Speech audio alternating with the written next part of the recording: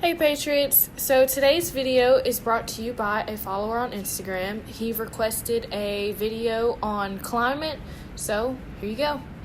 Now, I will admit I don't know a whole lot about climate change and the topics that go around in the political realm, so I did a little bit of research, but not 100% sure on everything that I'll mention. So as always, trust but verify, go behind me, fact check. If I do say anything that is wrong and not factual, please comment and let me know so I can remember that for the future and revise what I said. But here we go.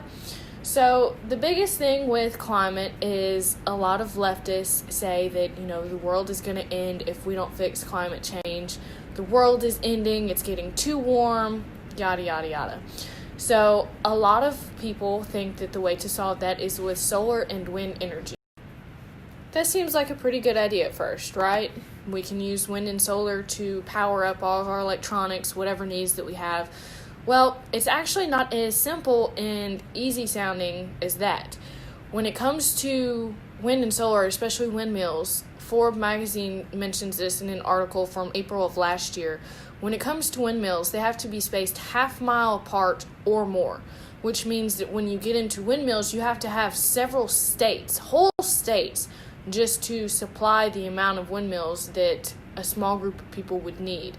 And PragerU actually talks about this as well, and they state that the reason we don't use much sunlight and wind as energy is that they are unreliable fuels that only work when the sun shines and the wind blows. That's why no town, city, or country has ever come close to 100% or even 50% solar and wind. Now, I will link these articles in the description box below, but let's also not forget that the amount of money that would go into this to build all of these windmills and solar energy panels. Just think how much money that it costs to build this, and then how much money it would take to recoup, and how long would it take to recoup those costs if the energy can actually achieve what the left is saying that it will, because I see this as an impossible plan that the left is promising false things just to get votes, and in the end, they either won't do it or it won't meet the outcome that they are saying that it will.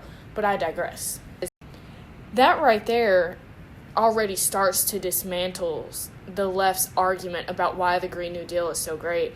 And you also have to take into consideration is the amount of land that would be destroyed from building all of these wind farms and solar farms, because a lot of people just tend to think, we can place a few here, a few there. Well, that's not how it works. You need vast amounts of space and vast amount of land just to build these. So just think of how many people's homes would be lost, how much of our forests and mountains and deserts we would lose to all of this.